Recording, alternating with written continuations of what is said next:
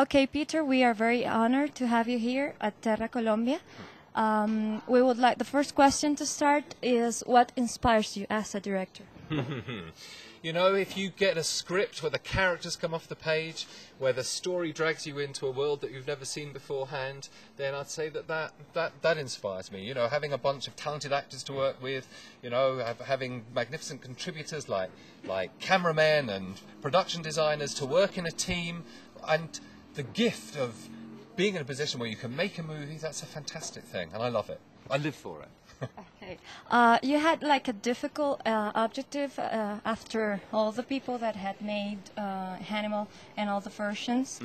Do you think you accomplished that objective when you film? You know, I'm the last person in the world you should ask whether I accomplished my objective. The audience has to answer that. And I know from the reviews, some people have loved this, some people have hated it. It's very difficult when you're making the 5th in a series to try and do something different. People don't necessarily want something different, you know. There are some sequences in the film I'm really, really proud of. So, you know, it's an interesting experience, but it's tough as a director from an art house background, working in Hollywood with the constraints that you have there, you know. And that's the problem with films like this. It's more about commerce than it is about art, and that can be tough. Okay, now that you mentioned Hollywood, you have been nominated to a British award, and you have already been given that award. And you have been nominated to the Academy Award, if I'm not... Yeah, we got 3 nominations. Okay, so what do you think about the difference between those 2 academies? You know, I don't know very much about the academies. All I can say was I was very grateful that they saw fit to put me up for awards.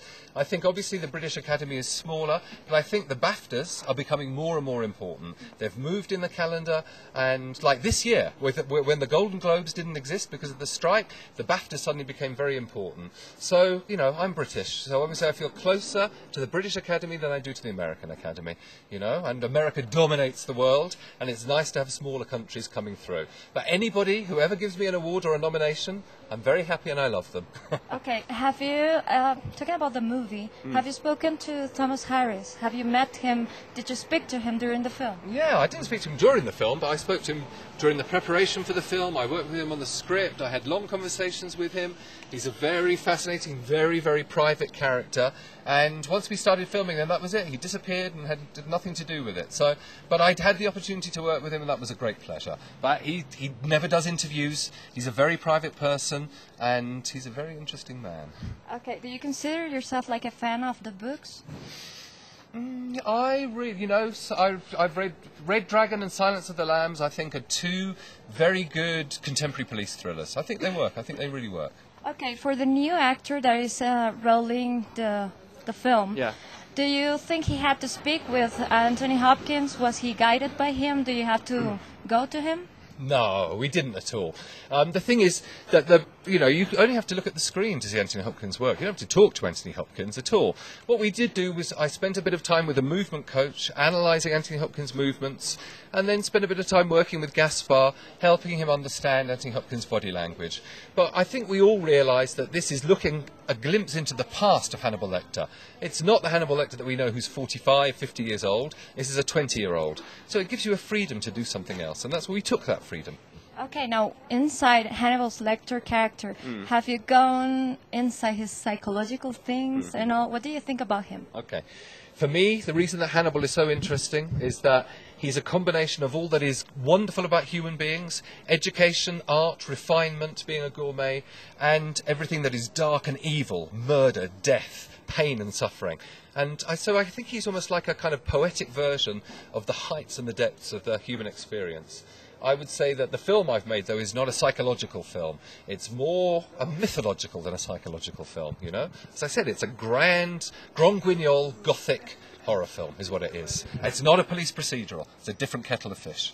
Why do you think they have chosen different directors for every part of the books, of the saga?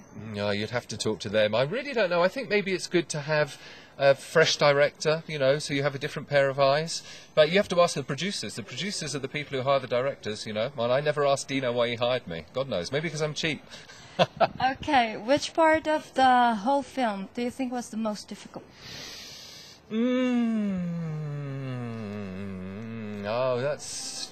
You know, for me, I'd never done large-scale action sequences beforehand. So we have some battle sequences at the beginning because the film starts in the Second World War.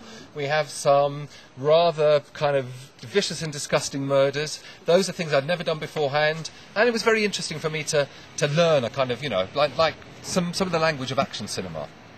Okay, which are your perspective from now on? What projects do you have? Yeah, you know, I can't at the moment. I've spent now over the last year. I've taken a bit of time off, and I've just recovered finally from my Hollywood experience, and I'm ready to go back out and see what I'm going to do next. And I haven't decided that yet. So I've got some scripts I'm interested in, some other things I'm trying to develop.